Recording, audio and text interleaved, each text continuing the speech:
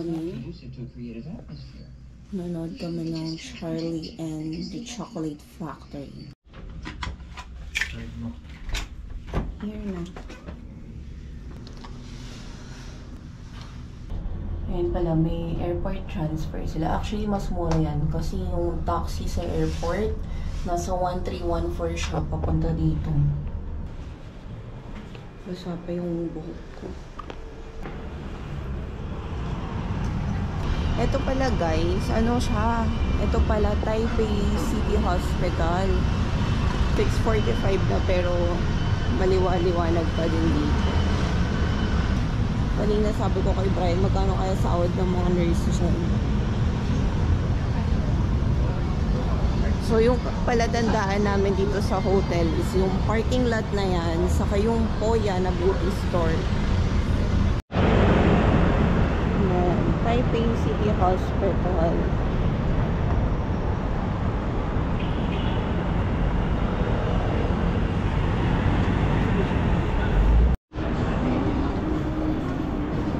Day 3 na namin. Sabi ko kay Brian, gusto kong makita yung Taipei 101 sa gabi kasi ang ganda ng lights niya. Siya hindi natulog, ako natulog. Sobrang pagod. Hindi naman na kasi kami naghahabol sa oras. Saka tomorrow din yung flight namin. Kaya late na din kami lumabas.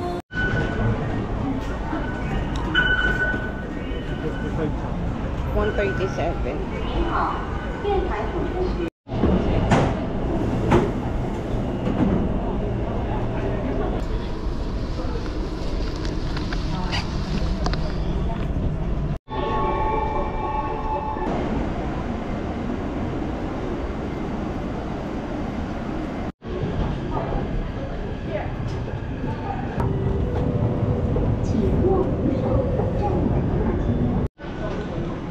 Exit 1, World Trade Center. Galing na kami dito kahapon. Pero yun nga, since gusto ko siya makita sa gabi, kaya bumalik kami. Opa!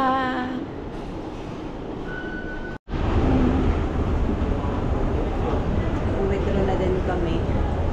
Kasi ubos na yung pocket money namin. Tapos bibili pa ako ng mga dagdag pasalubong. Sana nga hindi kami ma-overbaggy.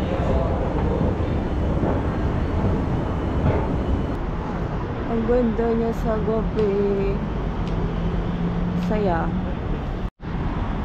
Dito pala guys, kung mapapansin nyo, dun sa walkway mismo. Diba sa atin sa bangketa, talagang tao lang yung naglalakad dito. Dapat maging vigilant kayo. Kasi yan, may mga line na ganyan. Pang bike yan. Bike lane nila yan. So, sa red line, sa MRT, nasa second to the last station siya. Amazing. Ang ganda guys. Oh. Taipei 101 Mall.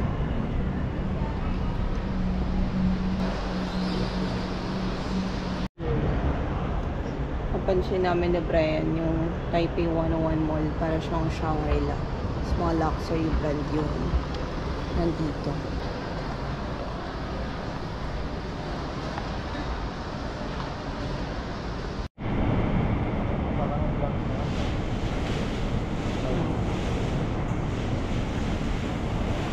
So lumabas kami dito sa parang exit na Grand Hyatt.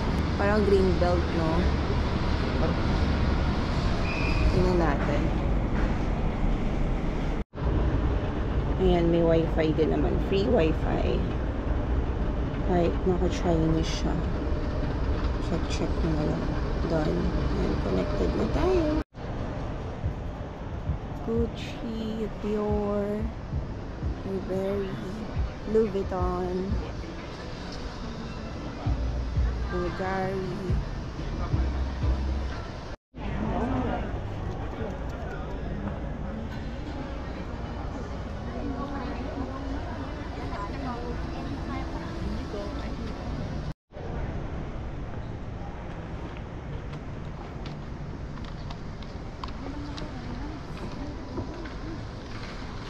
Ganda guys.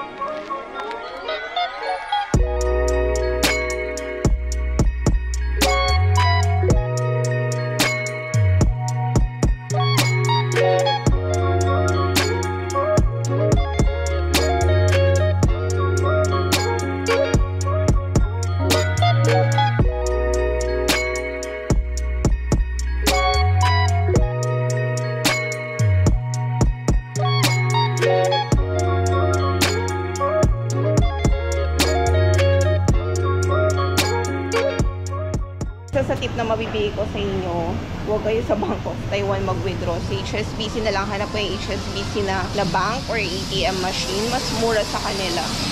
Nandito kami sa supermarket kasi naghanap kami ng drinks.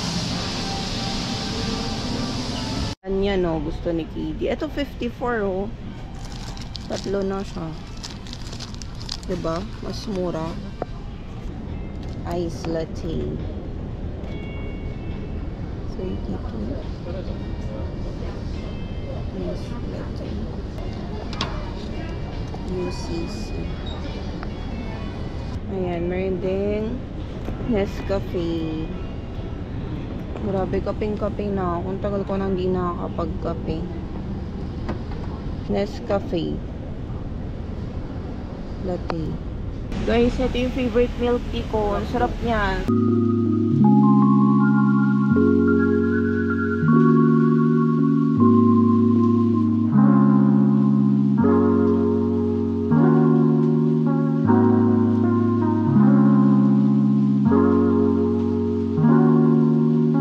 Nagbaon kami ng eco bag kasi may bayad yung mga paper bag nila dito saka yung mga plastic. So, make sure na magdala kayo ng eco bag. Ewan ko kung chinarge kami dito sa paper bag. Inform nyo din sila pag may bibilin kayo kung hihingi kayo ng plastic or kung wala kayong dalang eco bag kasi dito ba tayo lalabas dito, no? Kasi pag di nyo sila in-inform, bibigay lang nila sa inyo talaga yung item.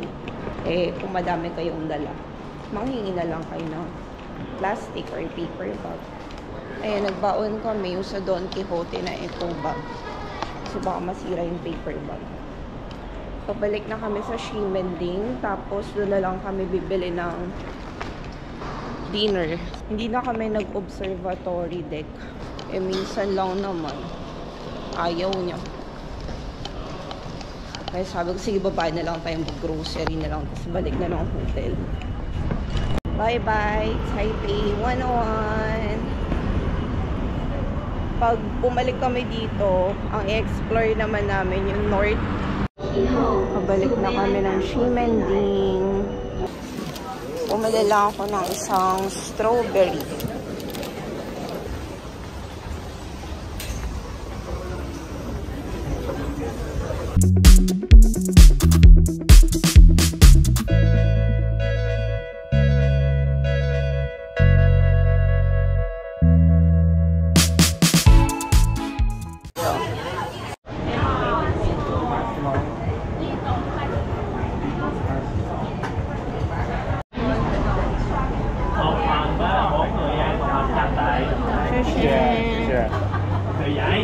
Giờ bạn cũng đã đổ hết rồi.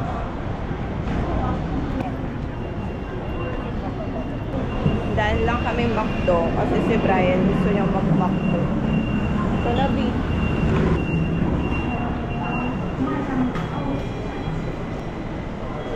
This one. Ah, okay. This one.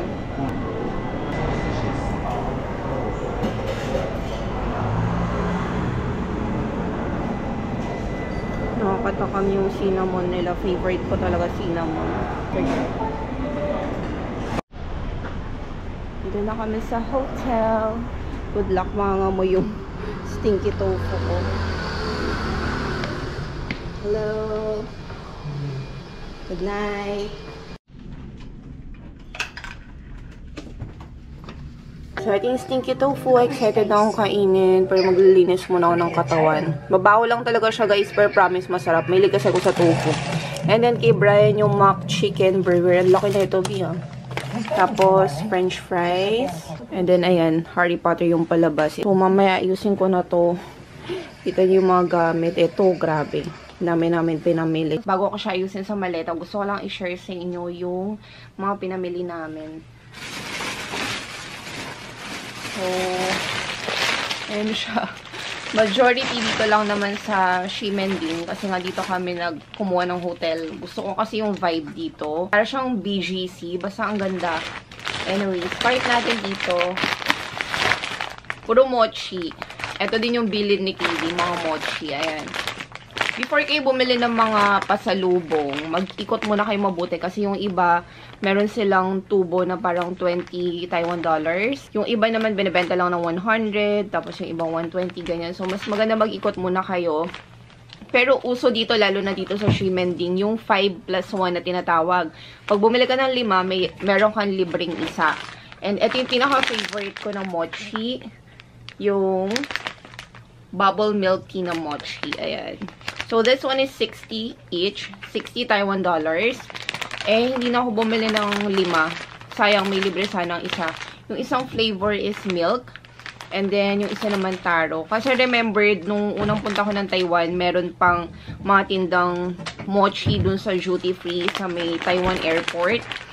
So, may natira pa naman kaming funds. And, inisip ko, pag may natira, doon na lang kami bibili ng dagdag pasalubong para hindi din siya dumaan na ng check-in.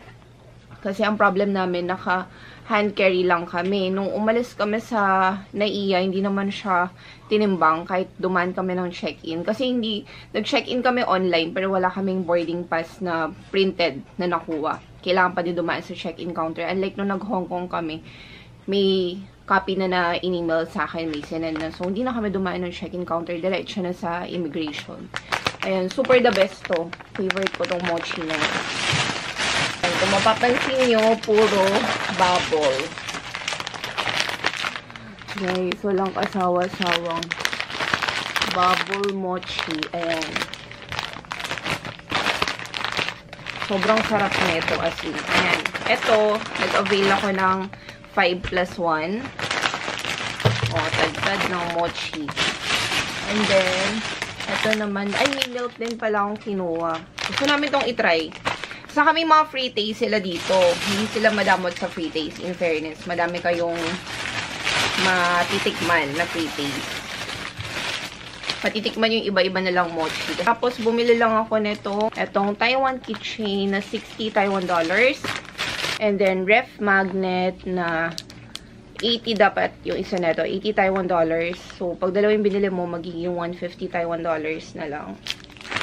Tapos, eto, nadaan na lang namin kasi ibibigay ni Kitty sa classmate niya. Meron kasi siyang barkada. May dalawa siyang parang best friend. So, idadagdag niya to doon. Cheetos na naka-small pack lang na ganyan. Ang isa na ito, I think, 12 Taiwan dollars. Ayun, ang cute to. And then, etong nougat na strawberry. Nakita nyo din to for sure sa previous vlog natin. Ito, 120 Taiwan dollars. May iba na nagbebenta sila neto ng 150 to 200. So, make sure na, hindi naman kasi uso dito yung bargain. So, make sure na lang na mag-ikot muna kayo. Kasi sayang. Ito yung mixed flavor ng mochi. Isa na lang na ganito yung binili ko. Madami siya. 100 Taiwan dollars. Again, may iba na nagbebenta ng 150 to 200 din na ganito. As in, same. So, make sure na mag-ikot mabuti. Hindi nagpunta kami ng Don Quijote. Ang nabili namin is pepero. Pepero ba yun? Tapos yung isa kinain ko na eh. Ayan. Matcha flavor. Tapos chocolate. May ganito naman sa atin. Pero parang mas mura dito. Ito naman milk. Ayan. Baka kasi magustuhan ni Lane. Cute, diba? Koala. Ayan. Tapos sa supermarket, mas mahal to. Kasi dun sa Taipei 101 na mall, nagpunta kami sa supermarket, nasa 40 yata siya or 35. So, mas mura to sa Don Quijote. And then, ito naman sa supermarket sa Taipei 101. Guys, make sure, ito pala isang tip na mabibigay ko sa inyo. Pag mag-grocery kayo or let's say, mag-iikot-ikot kayo, magdala kayo ng eco bag, magbaon na lang kayo kasi hindi sila nagbibigay ng plastic unless manghingi ka, pero may charge yun, nasa $2 Taiwan. Ito, hindi ko sure kung na-charge ako sa paper bag. Hindi ko din sure kung may minimum amount para hindi ka ma-charge. Pero, simula nung dumating ako, pati yung stay namin dito, china-charge kami sa plastic sa kasilagayan. Kaya kanina, nagdala kami netong Don Quixote na eco bag. And this one is $7 Taiwan. Eh, ang dami namin binili kanina, diba? Alam ko naman bit-bitin lang namin siya. Ayan. So, ito sa grocery, bumili lang ako netong City. Para siyang pepero style.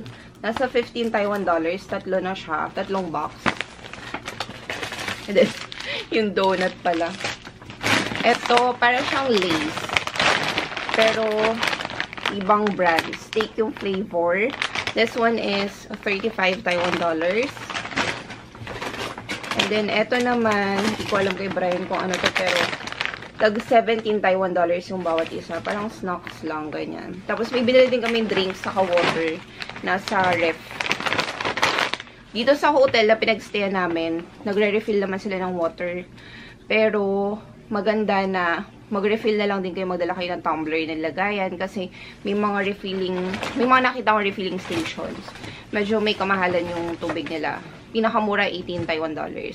And then pinakamahal is $50, may $70 pa nga yung Pocari, parang $70 Taiwan. Anyway, so far yan lang naman yung mga pinamili namin. Hindi na ako nag-Watsons, pero gusto ko sanang bumili ng facial wash, yung collagen, kasi sobrang mura nun dito compared dyan sa Pinas. Dito nasa pumapatak na 150 lang siya.